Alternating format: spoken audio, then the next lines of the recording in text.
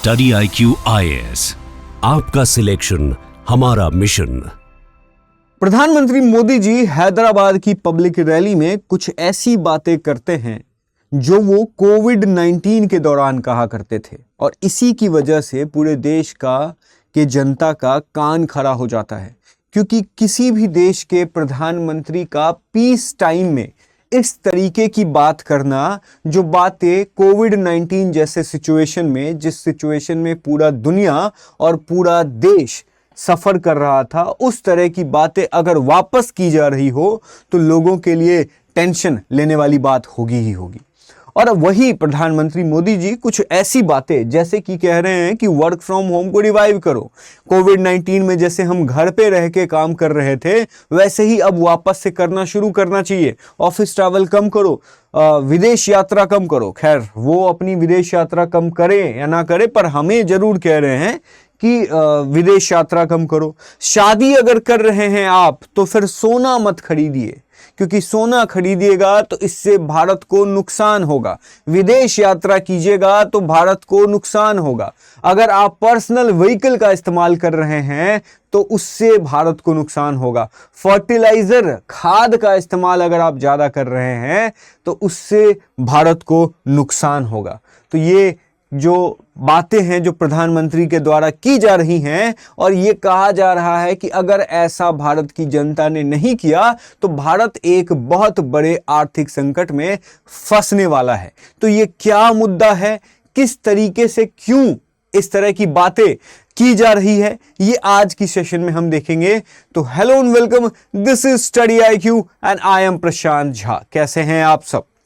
अब उन सबसे पहले अभी आप देख सकते हैं कि जब इस तरह की बातें होती हैं तो वैसे ही न्यूज मीडिया में आ जाता है, हेडलाइंस छपने शुरू हो जाते हैं। ये BBC के द्वारा आर्टिकल भी है। इंडियन मीडिया ने इस न्यूज को बहुत ज्यादा तेजी से कवरेज किया, लेकिन उसके साथ साथ जो विदेशी मीडिया है, जो कि प्रधानमंत्री मोदी के इस तरह के स्टेटमेंट, स्पेशली जब वो स्टेटमेंट ईरान वॉर से रिलेटेड हो, वो जब दे रहे होंगे तो उसको कवर करना निश्चित ही हो जाता है। तो उसी के दौरान जो बाकी विदेशी मीडिया हैं उन्होंने भी इस तरह की बातें की है। बट इन सब विश्लेषण से पहले मैं आपको बताना चाहता हूं कि अगर आप UPSC से रिलेटेड कोई भी इंफॉर्मेशन, कोई भी स्टडी मटेरियल या इस तरह के न्यूज अपडेट्स को फॉलो करना चाहते हैं तो आप टेलीग्राम चैनल ज्वाइन कर सकते हैं। आप ही का है आस्क प्रशांत 03। आप इस टेलीग्राम चैनल को ज्वाइन कीजिए और इस न्यूज अपडेट से मतलब वाकिफ रहिए। नाउ UPSC के द्वारा जो सबसे इंपॉर्टेंट बात यह है कि जो 50% का जो हमारा थॉट था कि 50% डिस्काउंट जो हमने दिया था विथ डबल वैलिडिटी, तो वो बहुत रिक्वेस्ट के बाद 15 मई तक मतलब उसको एक्सटेंड कर दिया गया है। तो आप नीचे गूगल फॉर्म होगा, उसको आप फिल कीजिए और झा लाइव कोड का इस्तेमाल कीजिएगा, तो जो भी प्राइस होगा वो 50% डिस्काउंट आपको मिल जाएगा with double validity. I don't know ये क्या हो रहा है इसको। चलिए, अब बैकग्राउंड क्या है। तो बैकग्राउंड में फरवरी 2026 में, मतलब कुछ महीने पहले, US और इजराइल एक मिलिट्री ऑपरेशन शुरू करते हैं, जिसके बाद ईरान के द्वारा स्ट्रेट ऑफ हॉर्मुज को बंद कर दिया जाता है। IRGC के अधिकारी के द्वारा कहा जाता है द स्ट्रेट इज क्लोज्ड। क्यों स्ट्रेट को क्लोज किया जाता है? ताकि पूरे दुनिया में जो सप्लाई चेन है वो डिसरप्ट हो, और जब सप्लाई चेन डिसरप्ट होगा तो प्रेशर US के ऊपर में आएगा कि आप ही की वजह से वॉर शुरू हो रहा है और इसी वॉर की वजह से सप्लाई चेन डिसरप्ट हो रहा है, तो आप इस वॉर को खत्म कीजिए। पर इसका परिणाम उल्टा होता है। ये स्ट्रेट ऑफ हॉर्मुज जो है, ये प्रेशर टैक्टिक्स काम नहीं करता है उस तरीके से, और USA अपना एग्रेशन मतलब कंटिन्यू रखता है, जिसकी वजह से पूरे दुनिया में हाहाकार मच जाता है। नाउ ये स्ट्रेट ऑफ हॉर्मुज क्या है? तो स्ट्रेट ऑफ हॉर्मुज एक छोटा सा स्ट्रेट है, मतलब दो लैंड के बीच में एक जो ओशन की धारा होती है। जैसे आप देख सकते हैं UPSC में इस तरह के क्वेश्चंस आने बहुत ज्यादा मतलब संभावित हैं, क्योंकि स्ट्रेट ऑफ हॉर्मुज सबसे ज्यादा न्यूज में रहने वाला टॉपिक रहा है। तो ईरान और आप देख सकते हैं UAE, इधर ओमान है, इसी के बीच में स्ट्रेट ऑफ हॉर्मुज है। 34 से 35 किलोमीटर का ये एरिया है, जिस 34 से 35 किलोमीटर एरिया के ऊपर में दुनिया की 20 से 25% ऑयल सप्लाई निर्भर करता है। 20 से 25%। आप देख सकते हैं कि पूरी दुनिया में 20 से 25% ऑयल इसी स्ट्रेट ऑफ हॉर्मुज से पास होता है। 20% सीबोर्न जेट फ्यूल पास होता है, और हीलियम, ग्लोबल एल्यूमिनियम का 10%, सल्फर का, अमोनिया का जिससे खाद बनाया जाता है, वो कहीं ना कहीं 23% इसी से पास होता है। यह है straight of Hormuz. Now Bharat के लिए यह क्या संकट भरी बात है। तो जिस तरीके से पूरा दुनिया 20%, पूरे दुनिया का 20% ऑयल इसी स्ट्रेट से पास होता है, वैसे ही भारत पूरे दुनिया के कंपैरिजन में कहीं ज्यादा इंपैक्ट इस स्ट्रेट ऑफ हॉर्मुज के चोक होने की वजह से हो रहा है। क्योंकि भारत का जो क्रूड ऑयल है वो आप समझ सकते हैं कि कहीं ना कहीं 85%, भारत पूरे दुनिया में जितना भी क्रूड ऑयल मंगाता है उस क्रूड ऑयल का 85% हिस्सा इसी स्ट्रेट ऑफ हॉर्मुज से आता है। और अभी 3 फिगर बहुत इंपॉर्टेंट है, पहला तो जान लिए, और जो तेल की कीमत पहले $70 प्रति बैरल था, वो अब 80% प्राइस राइज के साथ, बढ़ोतरी के साथ अब $126 प्रति बैरल हो गया। मतलब सोचो कि 80% ज्यादा हो गया है, जिसकी वजह से रुपी जो है वो भी बहुत ज्यादा डिप्रिशिएट कर रहा है। इसी चीज को लेकर के ऑपोजिशन की तरफ से बीजेपी गवर्नमेंट को बहुत घेरा गया है कि वो जब ऑपोजिशन में थे तो फिर सरकार को घेरते थे कि रुपी तो जो है वो इतना नीचे गिर रहा है, और अब जब सरकार रुपी को डिप्रिशिएट होने से नहीं बचा पा रहे हैं तो वो अब जनता से डिमांड कर रहे हैं कि हम तो कुछ नहीं कर पाए, आप ही कुछ कर लीजिए और इस रुपी को बचा लीजिए। तो यही सीन यहां पर चल रहा है।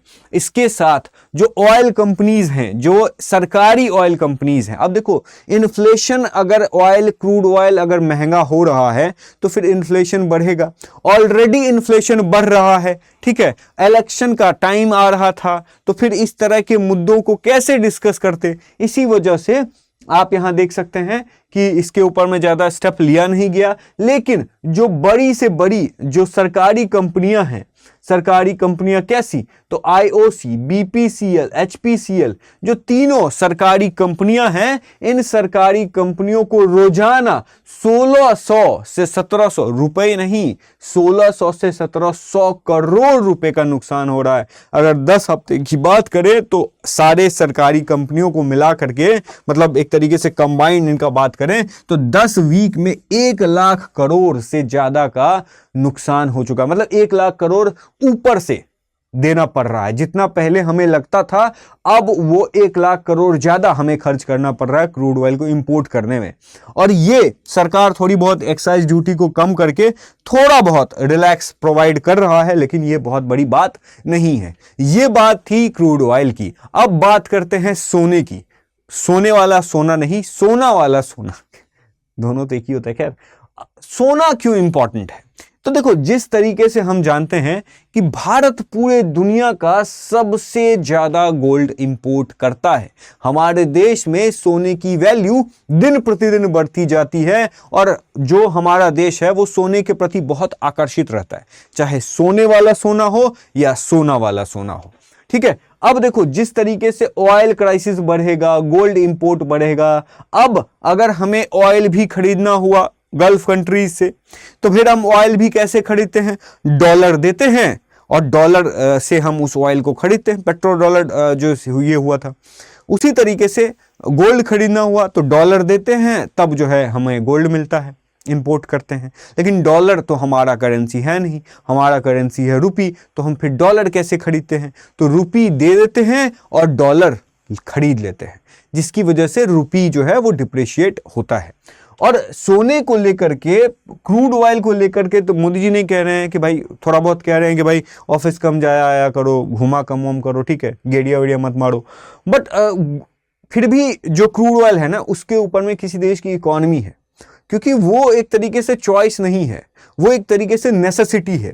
लेकिन गोल्ड जो है वो एक चॉइस है। अगर हमारे देश की जनता चाहे तो गोल्ड के ऊपर में, गोल्ड जो हम खरीदने से बचते हैं, मतलब ज्यादा से ज्यादा खरीदते हैं, वो हम सोचेंगे कि अभी कुछ दिन नहीं खरीदेंगे, बाद में खरीदेंगे जब सिचुएशन ठीक हो जाएगा। तो इससे हमारा जो फॉरेन एक्सचेंज रिजर्व है वो हमारा ही देश में रहेगा, ज्यादा डाइल्यूट नहीं होगा, रुपी ज्यादा डेप्रिशिएट नहीं करेगा। तो गोल्ड का ये है कि गोल्ड ना भी खरीदे तो भी चलेगा, कोई ऐसा नेसेसिटी नहीं है। नाउ ऐसा सिचुएशन क्या पहली बार हो रहा है? नहीं, 2013 में भी हुआ था। उस टाइम पे 80-20 स्कीम लगाई गई थी, हर 5 केजी इंपोर्ट पर 1 केजी एक्सपोर्ट किया जाता था। वही सेम चीज 2026 में दोहराई जा रही है। अब बात करते हैं कि क्या भारत ही इस तरह की बातें कर रहा है, क्या भारत में ही ऐसी हालात है या फिर दूसरे देश में भी इस तरह की हालात है। तो कुछ फेमस कंट्रीज को देख लीजिए। चाइना ने अपने रिफाइनरीज को बोल दिया है कि आप फ्यूल एक्सपोर्ट नहीं करेंगे, बंद कर दिया उन्होंने। पेट्रोल भी महंगा हो गया है, वहां के जो एयरलाइंस हैं उन्होंने फ्लाइट्स कम करनी शुरू कर दी है, जितना पहले फ्लाइट्स उड़ा करती थी अब नहीं उड़ती हैं। ऑस्ट्रेलिया में स्टेट्स में पब्लिक ट्रांसपोर्ट फ्री कर दिया है ऑस्ट्रेलिया की सरकार, ताकि वो लोग जो है वो प्राइवेट व्हीकल का कम से कम इस्तेमाल करे और क्रूड ऑयल कम से कम बचेगा, मतलब ज्यादा से ज्यादा बचेगा। हाफ प्राइस कर दिया, चाहे फ्री कर दिया। फिलीपींस की मतलब के जो प्रेसिडेंट हैं बोंग, उन्होंने नेशनल इमरजेंसी ही डिक्लेयर कर दिया है। ट्रांसपोर्ट ड्राइवर्स जो भी थे, जो ऑटो वगैरह हमारे में होता है ना, शेयरिंग वाला जो ऑटो वगैरह चलाते हैं, उन सबको बंद कर दिया है। उनको फिर वो लोग प्रोटेस्ट कर रहे हैं कि भैया हमें बंद कर दें, हमारी रोजी रोटी कैसे चलेगी। तो वो बोल रहे हैं कि आपको हम सब्सिडी देंगे। जो भी फेरी सर्विसेज होता था सबको बंद कर दिया है। जो सरकारी नौकरी करते थे उनको 4 डे वर्क वीक कर दिया है कि 7 दिन में 6 दिन नहीं आना है अब आपको सिर्फ 4 दिन आना है, 2 दिन नहीं आएंगे तो चलेगा। इससे अपना ट्रांसपोर्टेशन में जो ऑयल खर्च होता है वो नहीं होगा। श्रीलंका फ्यूल राशनिंग करना शुरू कर चुका है, स्कूल कॉलेज बंद हो गया है। इंडिया अभी वॉलंटरी अपील है। यही अंतर है बाकी देशों में और भारत में। बाकी देश कमजोर हैं, छोटे हैं, फॉरेन एक्सचेंज रिजर्व कम है, बहुत ज्यादा डिपेंडेंट है। लेकिन भारत 80 से 85% हम क्रूड ऑयल भले ही स्ट्रेट ऑफ हॉर्मुज से मंगा रहे हो, लेकिन फिर भी हमारे अंदर सब्र है, क्योंकि हमारे पास स्ट्रेटेजिक ऑयल रिजर्व है। उसके साथ साथ अगर हम अपने पड़ोसी की बात कर ले तो पाकिस्तान का सबसे ज्यादा बुरा हाल है। क्यों बुरा हाल है? क्योंकि वो लोग भी 4 डे वर्क वीक कर रहे हैं सरकारी एम्प्लॉयज के लिए। खैर, स्कूल्स बंद हैं, 2 हफ्ते की छुट्टी दे दी गई है और कोई भी in person meeting, person to person जो मीटिंग होती है, उन सबको हटा दिया गया है। ऑनलाइन मीटिंग कीजिए, इस तरह की बातें वहां चल रही है। इकोनॉमी जो मिनिस्टर्स हैं वो विदेश यात्रा में, मतलब एक तरीके से इकोनॉमी को ज्यादा बढ़ावा दे रहे हैं। शादी में बोला जा रहा है कि 200 मेहमान से ज्यादा नहीं आएंगे, और इसके साथ साथ शादी में ज्यादा डिश नहीं, सिर्फ एक मेन डिश होगा। ये यहां तक की बात आ गई है। और इंपॉर्टेंट बात यह है कि पेट्रोल का प्राइस को लेकर के पहले ही बहुत ज्यादा 285 रुपीज था, अब 414 रुपीज पर लीटर हो गया, मतलब 45% की बढ़ोतरी हो गई है। पहले ही ऑयल बिल उनका $300 मिलियन का था, अब और ज्यादा बढ़ गया है। 7 बिलियन का बेल आउट पैकेज लिया था, जो भी उन्होंने पिछले 2-3 सालों में इकोनॉमिक प्रोग्रेस की थी वो सब अब डैमेज हो चुका है। खैर, उसकी बात ज्यादा क्यों ही करना।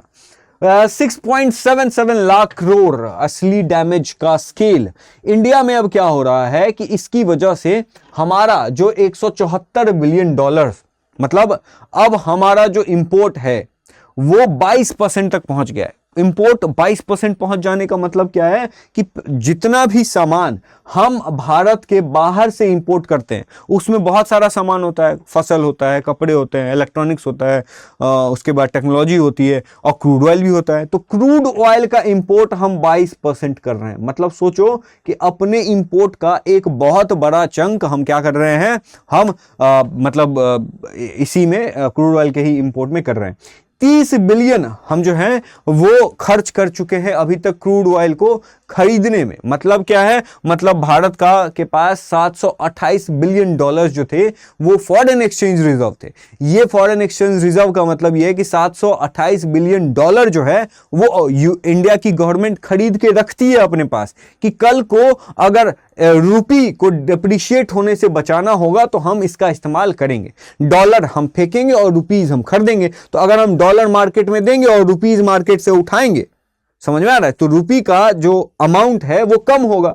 तो भाई किसी भी चीज का अगर सप्लाई कम हो रहा है तो भैया उसकी डिमांड बढ़ेगी, जिसकी वजह से रुपी अप्रिशिएट होगा। तो इसी को मेंटेन करने के चक्कर में 30 बिलियन डॉलर जो है वो खर्च हो चुका है, जिसकी वजह से, और आरबीआई भी कुछ कुछ स्टेप्स ले रही है, जैसे करेंसी पोजीशन कैप, कि बाहर देश में जो डॉलर और रुपी को लेकर के जो सट्टा बैंक की तरफ से खेला जाता था, मतलब एक तरीके से स्पेकुलेशन होती थी। और एनडीएफ मार्केट, जो विदेशी कंपनियां जो हैं वो जैसे सिंगापुर हो गई, उसके बाद दुबई हो गए, यहां पर एनडीएफ मार्केट हुआ करती थी। यहां पर क्या होता था, जो विदेशी कंपनियां हैं वो एक्सचेंज रेट को मतलब इन्फ्लुएंस करते थे, और जिसकी वजह से बैंक्स जो हैं वो भी रुपीज वहां पर डालते थे, जिसकी वजह से हमारा जो रुपी है वो और डिप्रिशिएट हो रहा है। तो ये चीज था। ऑयल रिफाइनर्स को निर्देश दे दिए गए हैं कि भैया आप जो रोज रोज आप डॉलर लेके पहुंच जाते हैं ऑयल खरीदने के लिए, वो रोज रोज मत पहुंचिए, क्योंकि इससे क्या हो रहा है, रुपी और ज्यादा डिप्रिशिएट हो रहा है। डायरेक्ट मार्केट इंटरवेंशन भी किया है, और एनआरआई डॉलर डिपॉजिट स्कीम भी लाया है कि अगर कोई भारत का नागरिक, एनआरआई मतलब नॉन रेसिडेंट इंडियन, जो बाहर विदेश में रह रहा है, तो वो कैसे कमा रहा है, वो डॉलर में कमा रहा है, तो उसके लिए स्कीम भारत सरकार आरबीआई लेके आ रही है कि अगर वो अपना डॉलर में कमाया हुआ पैसा भारत के बैंकों में रखेगा तो उसको ज्यादा अच्छा हम मतलब इंटरेस्ट दे सकते हैं, ठीक है, ज्यादा अच्छा रिटर्न दे सकते हैं। ऐसा क्यों कर रही है आरबीआई? ताकि जो एनआरआई हैं वो कहीं किसी भी तरीके से भारत के बैंकों के अंदर में डॉलर्स आए, तो हमारे देश के अंदर में अगर डॉलर आएगा तो रुपी डिप्रिशिएट होने से हम रोक पाएंगे। तो ये पूरा का पूरा सिचुएशन है। 3-4 सिचुएशन और हो सकते हैं। अब अगर हरमुज को बंद ऐसे ही रखा जाएगा, एक तो खुल जाएगा, ठीक है, तो खुल जाएगा तो फिर वही $126 प्रति बैरल जो है वो $80 पे आ जाएगा, सब कुछ ठीक हो जाएगा। दूसरा, अगर 6 महीने भी वॉर चला गया तो और ज्यादा इन्फ्लेशन बढ़ेगा, इसके लिए आप तैयार रहिए। और ज्यादा रुपी डिप्रिशिएट होगा, इन्फ्लेशन बहुत तेजी से आगे बढ़ेगा और आरबीआई को रेट कट्स करने पड़ेंगे। ग्लोबल सप्लाई चेन बहुत ज्यादा अभी डिसरप्ट हो गया है। आपको पता ही है कि जो इंडिया है अब उसको सोचना पड़ेगा कि हम एक्चुअली में क्या करें। और इसी के दौरान आप देख सकते हैं कि इंडिया रशिया से 38%, इराक से 22%, सऊदी अरेबिया से 16%, मतलब कहीं ना कहीं 80% तक जो हम हैं वो कहीं ना कहीं गल्फ कंट्री से मंगाते हैं, 80-70% तक। और जो रशिया से हम 38% तक हमारा शेयर बढ़ चुका था, लेकिन यूएस के टैरिफ की वजह से हमने उसको कम किया था। तो अब इसको कैसे समझा जा सकता है? लास्ट में हम क्या बोले? लास्ट में ये है कि अब सवाल ये नहीं उठता है कि क्राइसिस आएगा या नहीं, अब सवाल ये उठता है कि क्राइसिस आ चुका है, हम तैयार हैं या नहीं। नीचे कमेंट सेक्शन में अपनी प्रतिक्रिया जरूर दीजिएगा। अगर ये वीडियो अच्छा लगा तो इस वीडियो को लाइक कीजिए, अपने दोस्तों के साथ शेयर कीजिए और चैनल को सब्सक्राइब कीजिए। और हाँ, टेलीग्राम चैनल जरूर ज्वाइन कर लेना, कनेक्शन स्टैब्लिश होगा। उसके साथ मैं मिलता हूं आपसे नेक्स्ट वीडियो में। तब तक के लिए thank you so much, keep learning and जय हिंद। स्टडी IQ IAS, आपका सिलेक्शन हमारा मिशन।